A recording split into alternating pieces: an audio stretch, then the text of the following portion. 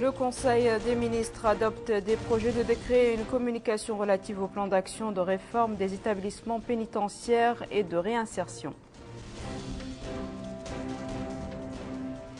Démarrage aujourd'hui à Nouakchott d'un séminaire de gestion des finances publiques au profit des secrétaires généraux des ministères.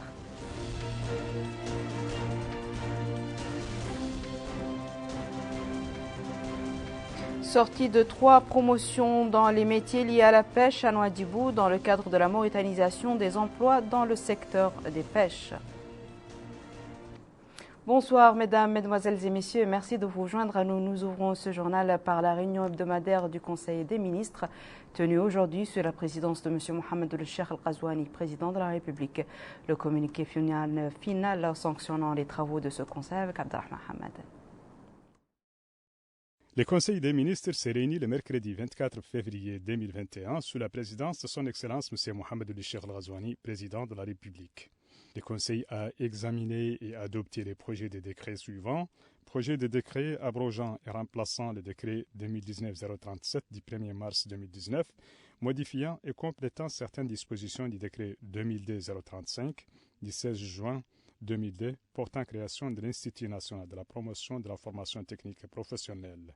Le présent projet de décret vise à apporter des améliorations au dispositif de formation technique et professionnelle, et c'est notamment à travers l'introduction des contrats de performance, la mise en exergue des fenêtres de financement du Fonds de formation technique et professionnelle, l'amélioration du mode de préparation des projets de formation continue et qualifiante, ainsi que la clarification du rôle des différentes instances en charge de la gestion et de l'administration du fonds.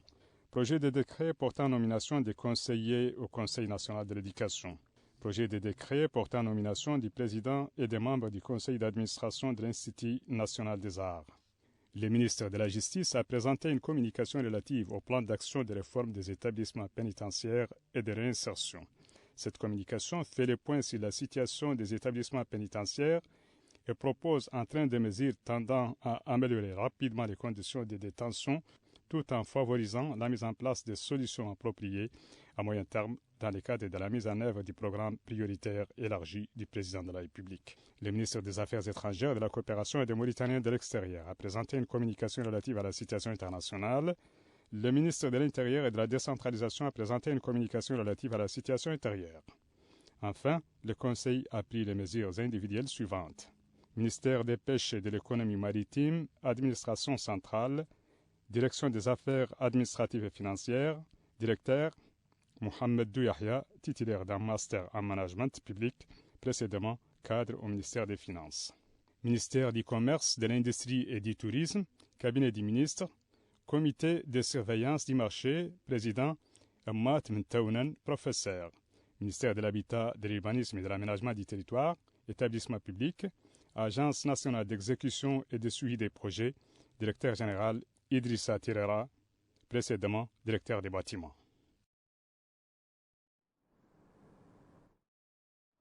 Et dans le point de presse hebdomadaire, le porte-parole du gouvernement, ministre de l'Enseignement supérieur, de la Recherche scientifique et des technologies de l'information et de la communication, M. Sidul Salm, et ses homologues de la justice, M. Mohamed Mahmoud El-Cheikh Abdallah El-Boye, de l'éducation nationale, de la formation technique et de la réforme, M. Mohamed Mel'ain Ouleyi, se sont relayés à la tribune pour commenter les résultats du Conseil des ministres. Le ministre du Pétrole, des Mines et de l'Énergie, M. Abdessalam Mohamed Saleh, a tenu une réunion ce soir avec le ministre, ou la ministre plutôt sénégalaise du Pétrole et des Énergies, Mme Sophie Gladima. La réunion à laquelle ont participé des équipes techniques de Mauritanie et du Sénégal via visioconférence a discuté des moyens susceptibles d'accélérer le rythme des travaux conjoints liés à la mise en œuvre du champ Grande Tortue Ahmeyim pour la production de gaz naturel. Les deux parties ont exprimé dans un communiqué conjoint leur satisfaction face à l'atmosphère d'harmonie entre les deux pays en ce qui concerne les préparatifs de l'exploitation du projet qui devrait avoir des répercussions positives sur la vie économique et sociale des deux pays. Le ministre de la Santé, M. Nadirou El-Hamed, a décoré aujourd'hui, au nom du président de la République, certains fonctionnaires de son département dans le cadre des festivités commémoratives du 60e anniversaire de l'indépendance nationale. Ces décorations ont été décernées en guise de reconnaissance et de récompense pour le dévouement et le dynamisme dans le travail. Voici la liste des fonctionnaires et agents décorés. Décoré de la médaille de chevalier de l'ordre du mérite national, M. Mohamed Val Abdallah Abdi, infirmier d'État à la direction régionale de l'action sanitaire au Trarza. Décoré de la médaille de reconnaissance nationale, M. Amadou Biran Diaw, technicien supérieur anesthésiste. Dr Salah Ad-Din Sidi Ali Deidem, médecin au centre hospitalier mère et enfant. Décoré de la médaille d'honneur première classe, M. Cher Tidjani Batili, chirurgien anesthésiste. M. Tassel Hassan Amadouba, surveillant général au centre hospitalier de Zouerat, décoré de la médaille d'honneur deuxième classe. M. Mohamed Azman Telmidan, infirmier d'État au centre hospitalier d'Aleg. M. Yuba Digui Ndiaye, infirmier d'État au centre hospitalier de Kaidi. Naama Mokhtar Mohamed Beiba, infirmier d'État au centre hospitalier d'Ayoun, décoré de la médaille d'honneur troisième classe. M. Yahya Mohamed Mokhtar Ismail, spécialiste en cardiologie.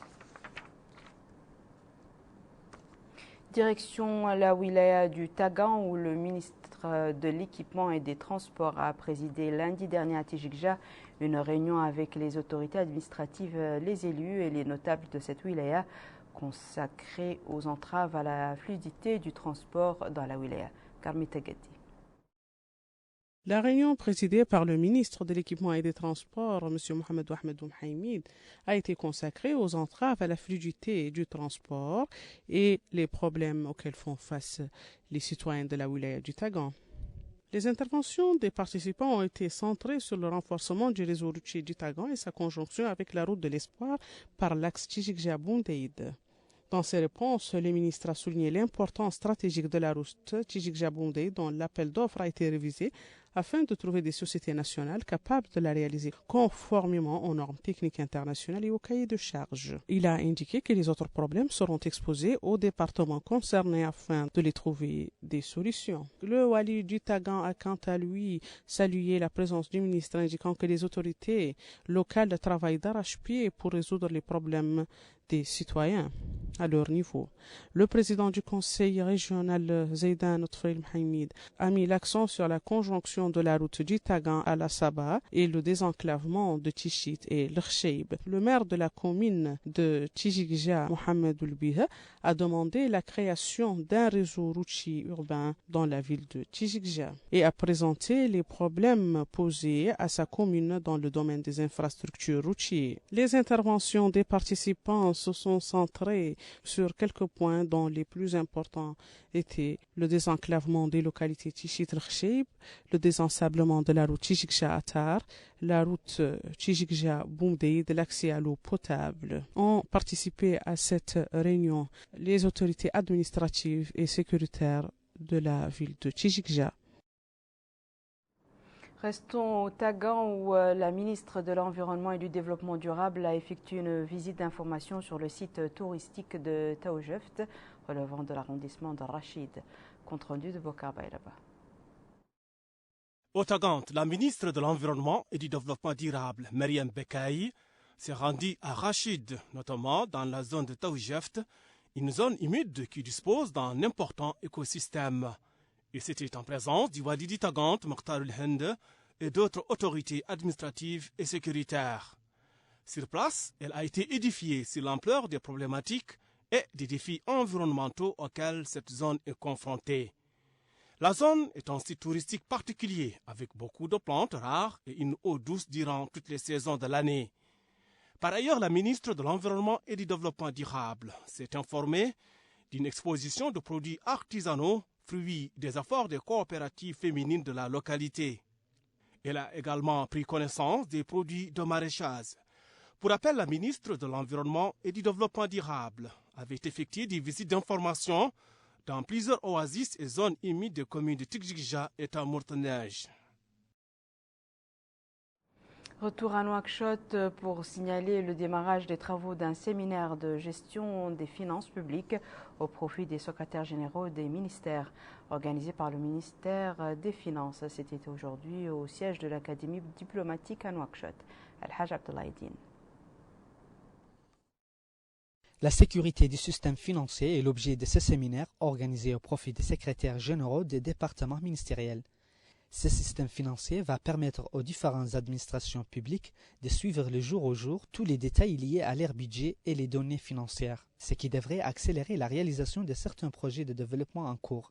Ouvrant les travaux de ce séminaire, le secrétaire général du ministère des Finances, M. Yaqoub Ahmed Aïcha, a indiqué que ce séminaire s'inscrit dans le cadre des missions confiées à son département, afin de mettre en œuvre la stratégie visant à garantir la sécurité du système financier, conformément aux normes internationales en termes d'optimisation des ressources financières gouvernementales. Ces ressources, dit-il, devraient être valorisées et développées pour disponibiliser tous les services sociaux, sanitaires et économiques de qualité. Au cours de ce séminaire qui durera 3 jours, les secrétaires généraux suivront des présentations sur la gestion financière d'établissements publics, une méthode de gestion qui devrait les aider à améliorer leurs performances en termes de projets et de plans financiers. Le système financier en question comporte un volet informatique qui permettra au Trésor public l'accès du suivi des dépenses ministérielles. Cap à présent à Nouadhibou, la capitale économique où l'amphithéâtre plutôt de l'Académie navale a abrité ce matin une cérémonie de remise de diplômes au profit de 3 promotions spécialisées dans des métiers liés à l'activité de pêche. Compte rendu de Mohamed Khattab. L'Académie navale de Nouadhibou a organisé aujourd'hui une cérémonie de sortie d'une promotion de 250 vendeurs de poissons, la première du genre, formée sur l'hygiène et la qualité des produits halieutiques. Il s'agit de 3 promotions spécialisées dans les métiers liés à l'activité de pêche formées à l'Institut supérieur des sciences de la mer relevant de l'Académie, avec l'appui des partenaires au développement. L'occasion pour la secrétaire générale du ministère des Pêches et de l'Économie maritime, Mme El Alia Metmenkous, d'assurer que le soutien à la formation marine et sa mise à niveau en termes de quantité et de qualité est au premier plan des priorités et des nouvelles orientations stratégiques compte tenu de son impact sur le développement du pays et le bien-être des citoyens. De même qu'elle a ajouté que la promotion qui vient d'achever sa formation dans les professions et métiers liés à l'activité de pêche, comme la transformation et la commercialisation du poisson, a été formée selon les meilleures pratiques sanitaires de réparation ou d'entretien des moteurs d'embarcation de pêche artisanale. De son côté, le commandant de l'Académie navale, le colonel Boubacar Sidi Hanana, a rappelé la responsabilité sociétale et éducative de l'Académie maritime et ses efforts pour jouer son rôle dans le développement local du secteur de la pêche, ce qui a conduit l'Institut supérieur des sciences de la mer à organiser cette formation qui a profité à 240 vendeuses et 10 vendeurs de poissons et qui a duré 4 mois. De même, a ajouté le commandant de l'Académie navale, l'Institut a formé 15 jeunes dans le domaine de la mécanique, de pêche artisanale, tandis que la 3e promotion comprend 20 jeunes formés dans le domaine de la transformation des produits marins. Pour sa part, la coordinatrice du projet Promo Pêche, Mme Dima Perez, elle a exprimé sa reconnaissance pour les efforts fournis au cours de cette formation aux métiers liés à la pêche. Enfin, au nom des 3 promotions diplômées, Fatma Mint Hamadi a exprimé leur joie d'achever ce stage et de pouvoir s'engager dans la vie active. Signature aujourd'hui au ministère de l'Habitat, de l'Urbanisme et de l'Aménagement du territoire d'un accord d'entente et de partenariat entre l'établissement des travaux réalisés avec des matériaux locaux et la représentation du Bureau international du travail dans notre pays. Compte rendu de Houroul Mouileh. C'est dans le cadre de l'emploi des jeunes et partant de leur formation que s'inscrit la signature de cet accord d'entente et de partenariat entre l'établissement des travaux, réalisés avec des matériaux locaux et la représentation du Bureau international du travail dans notre pays. Le directeur général de l'établissement des travaux réalisés avec des matériaux locaux, M. Mohamed Remin Oul-Khatri, a expliqué que l'accord d'entente et de partenariat avec les projets du Bureau international du travail en Mauritanie est d'une grande importance pour son institution, en tant qu'entreprise pilote opérante dans le domaine des infrastructures à travers l'exploitation et la valorisation des matériaux de construction locaux dans les domaines du logement et de l'urbanisme. Au terme de cet accord, les cadres et les techniciens de travaux de l'établissement seront formés, ainsi que l'organisation d'échanges régionaux, de formations et de réunions, et la mise à disposition d'équipements et d'outils dans le domaine de l'appui technique et du transfert d'expertise. Quant au représentant du Bureau international du travail, M. Federico Perrotta, il a évoqué le contenu de ce partenariat et les résultats positifs pour notre pays. Le représentant du Bureau international du travail a également mis l'accent sur la mise en œuvre de ces dispositions conformément aux normes internationales requises. La déclaration concrétise quelques points qui ont été travaillés avec votre ministère depuis quelques années, mais sur lesquels on devait approfondir. D'abord, il y a une question qui était très importante, c'est comment capitaliser le travail de formation qui a été réalisé en partenariat avec le ministère de l'Éducation et de la formation professionnelle, que cette formation qui a été développée de qualité sur les questions de l'éco-construction soit disponible et soit un outil supplémentaire pour le ministère de l'Habitat. Je signale qu'on n'a pas attendu la signature de cette déclaration pour aller de l'avant. On a en ce moment sur les chantiers en briques de terre compressée au niveau de Célibabi des formateurs qui sont en train de travailler avec les démembrements de votre ministère et des éléments de l'établissement. La cérémonie a été sanctionnée par la signature du protocole d'accord par les différentes parties concernées par le financement, la mise en œuvre, le suivi et l'audit.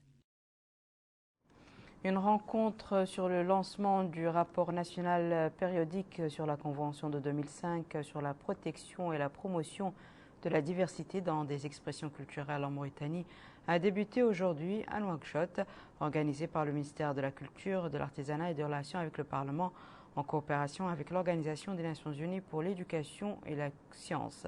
Compte rendu d'Aminata Khan. Lancement du rapport national périodique sur la Convention de 2005 se rapportant à la protection et à la promotion de la diversité et des expressions culturelles en Mauritanie. Cette rencontre vise à l'organisation d'une réunion pour préparer le rapport national périodique sur la Convention de 2005 portant sur la préservation et la valorisation des expressions culturelles que la Mauritanie a ratifiées. Présent à la rencontre, le secrétaire général du ministère de la Culture, de l'Artisanat et des Relations avec le Parlement, Mohamed Abdallahi Salem Oulahmed Zouwa, a indiqué que la Mauritanie a ratifié de nombreux accords relatifs à la préservation et à la valorisation du patrimoine et de la culture et s'est attelé à les mettre en œuvre en appliquant le programme du président de la République, ajoutant qu'au cours de l'année écoulée, que le ministère a soutenu financièrement et logistiquement toutes les initiatives culturelles sérieuses afin que les acteurs puissent effectuer leur travail dans des conditions satisfaisantes eu égard des effets de la pandémie de la COVID-19. Lui succédant, le représentant du bureau de l'UNESCO en charge de l'Union du Maghreb, Karim Hendili, a souligné l'importance de la réunion qui s'inscrit dans le cadre de l'assistance de l'UNESCO à la Mauritanie dans la préparation de son premier rapport sur cette convention, soulignant que la culture joue un rôle fondamental dans la question du développement durable et de l'implication des différents acteurs culturels dans le processus de promotion de cette convention. À noter que plusieurs exposés ont été présentés par le bureau de l'UNESCO à Rabat, exposé qui a été suivi par les différents acteurs des départements concernés. Les axes de la stratégie nationale de stockage ont fait l'objet aujourd'hui à Nouakchott d'un atelier organisé à l'initiative du commissariat à la sécurité alimentaire et dans le cadre du projet d'appui au stockage de sécurité alimentaire en Afrique de l'Ouest, projet Stock CEDEAO. Mohamed Khattab. Doter notre pays d'une capacité à faire face de manière efficace et durable à une réponse urgente à une crise alimentaire, tel est l'objectif de l'atelier d'examen des principaux axes de la stratégie nationale de stockage tenu aujourd'hui à Nouakchott, organisé par le commissariat à la sécurité alimentaire en collaboration avec l'agence régionale pour l'agriculture et l'alimentation ainsi que l'Union européenne. L'atelier traite de la problématique de la sécurité alimentaire dans les 15 pays de la CEDEAO, en plus de la Mauritanie et du Tchad. l'occasion pour le commissaire à la sécurité alimentaire adjoint, Mohamed El-Eid Oul-Khayar, d'indiquer que le gouvernement attache une importance capitale au suivi des conditions de vie des populations vulnérables, d'où la nécessité de mettre en place un outil national de stockage et de conservation des produits alimentaires, lequel stockage constitue un fondement essentiel pour le renforcement de la sécurité alimentaire, surtout en période de crise. Et le commissaire à la sécurité alimentaire adjoint d'ajouter que, guidé par le souci de parachever ce processus, le commissariat espère voir les débats et discussions aboutir à des mesures pratiques garantissant l'atteinte des résultats attendus. De son côté, la consultante chargée d'appuyer l'ensemble des pays dans ce processus, elle a indiqué qu'il s'agit de doter l'ensemble des pays à avoir chacun un mécanisme national de gestion des stocks. Enfin, l'atelier qui s'inscrit dans le cadre du projet d'appui au stockage de sécurité alimentaire en Afrique de l'Ouest, dit projet Stock CEDEAO, devra permettre à la Mauritanie de faire la phase de finalisation du document qui reflète les différentes dimensions et le traitement de la gestion du stock de sécurité alimentaire pour que soit ensuite organisé un atelier national de sa validation. Nous allons à présent suivre le point de presse quotidien du ministère de la Santé relatif à la dernière situation de la pandémie du Covid-19 durant les dernières 24 heures.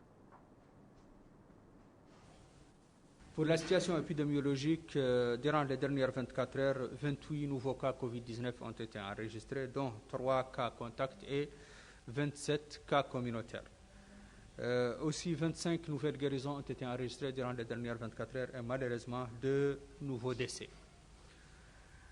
Le cumul de cas positifs enregistrés depuis le début de la pandémie est de 17 158, dont 9 047 cas contacts, 7 919 cas communautaires et 192 cas importés. Le cumul de guérisons enregistrés depuis le début de la pandémie est de 16 497 et malheureusement le cumul de décès est de 439. Nous avons aujourd'hui 222 cas actifs, dont 183 asymptomatiques, 27 avec des symptômes légers et 12 avec situation clinique grave. Les cas enregistrés durant les dernières 24 heures se répartissent comme suit.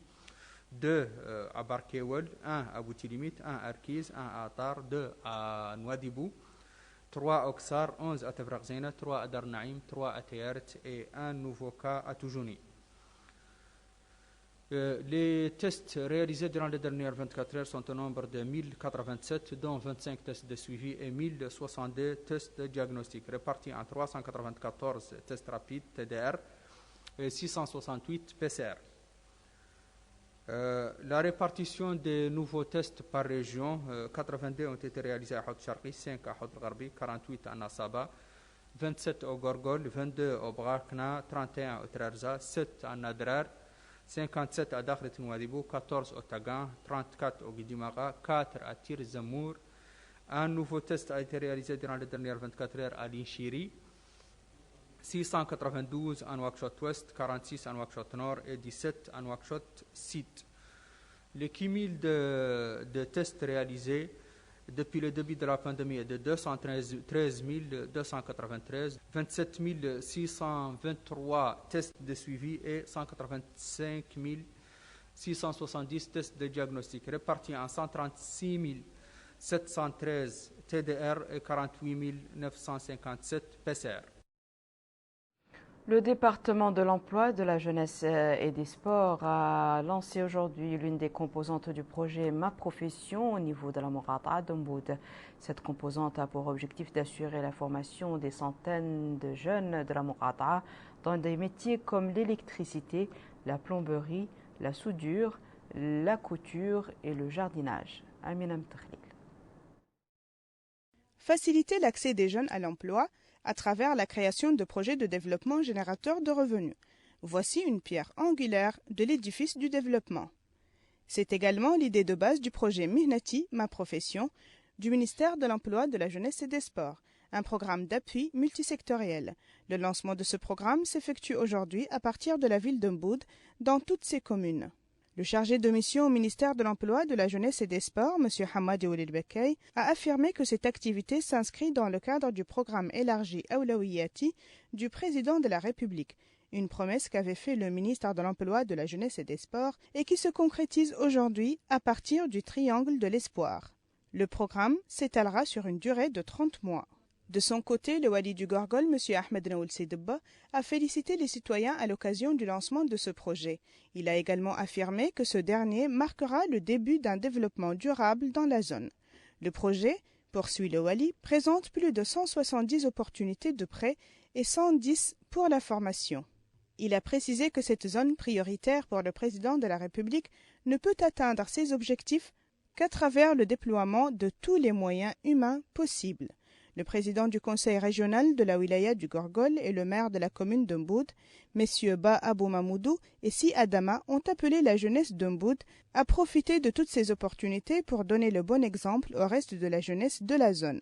Ils ont également exprimé leur plus profonde gratitude au président de la République, M. Mohamed Ould-Cheikh Al-Ghazouani, pour l'intérêt qu'il accorde à la population d'Umboud. Le député de la circonscription d'Umboud ainsi que les maires des communes ont loué l'idée du programme Mihnati, ma profession, qui constitue une réelle impulsion à l'emploi des jeunes et un facteur essentiel dans la lutte contre le chômage. En bref, une source concrète d'espoir. À la fin de la rencontre, des prêts ont été octroyés à plusieurs jeunes désireux de travailler et des véhicules à 3 roues ont été distribués au profit d'autres.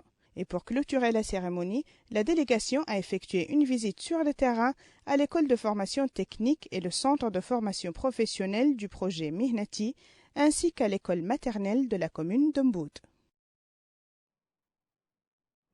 Nous arrivons maintenant à notre rubrique consacrée à la CAN des moins de 20 ans.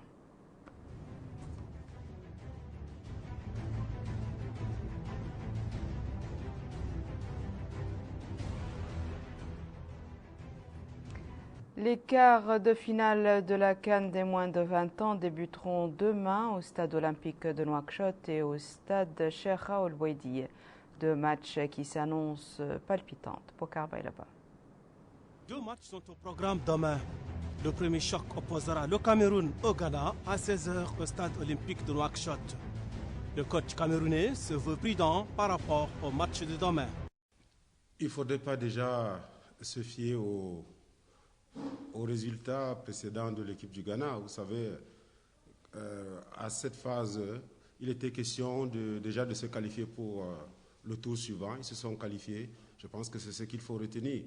Mais maintenant, comment est-ce que nous allons aborder la compétition? Nous allons l'aborder avec toutes nos qualités.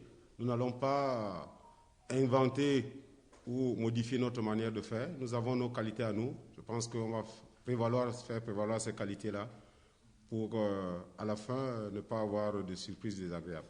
De son côté, l'entraîneur du Ghana pense que son équipe tentera de bien rivaliser avec les Lionceaux du Cameroun. L'autre match opposera le Burkina Faso à l'Ouganda à 19h au stade de Cheikh Ould Bouaidi. Un duel qui s'annonce indécis. La CAN des moins de 20 ans bénéficie d'une grande couverture médiatique à la hauteur de l'événement. Ainsi, les organisateurs n'ont pas lésiné sur les moyens. Pour ce faire, ils ont déployé des moyens pour que la presse nationale et internationale puisse travailler dans de meilleures conditions. D'ailleurs, ils n'ont pas manqué de louer les efforts de la Mauritanie pour une meilleure couverture médiatique, que ce soit les matchs, les séances d'entraînement, les conférences de presse et interviews avec les joueurs ou les membres des délégations. Et puis le tirage au sort de la Coupe d'Afrique des Nations de moins de 17 ans prévu au Maroc du 13 au 31 mars a été effectué aujourd'hui à Nouakchott. 12 sélections prendront part à la phase finale. Il s'agit de l'Algérie, du Maroc, pays hôte, de l'Afrique du Sud, du Cameroun, du Congo, de la Côte d'Ivoire, du Mali, du Nigeria, de l'Ouganda, de la Tanzanie, du Sénégal et de la Zambie. Voici la composition des 3 groupes. Groupe A, Maroc, Ouganda, Zambie, Côte d'Ivoire. Groupe B, Nigeria, Tanzanie, Algérie, Congo. Et groupe C, Cameroun, Sénégal, Mali, Afrique du Sud. A noter que les 2 premiers de chaque groupe ainsi que les 2 meilleurs troisièmes se qualifient pour les quarts de finale. Voici à présent, mesdames et messieurs, le rappel des titres. Le Conseil des ministres adopte des projets de décret et une communication relative au plan d'action de réforme des établissements pénitentiaires et de réinsertion. Démarrage aujourd'hui à Nouakchott d'un séminaire de gestion des finances publiques au profit des secrétaires généraux des ministères.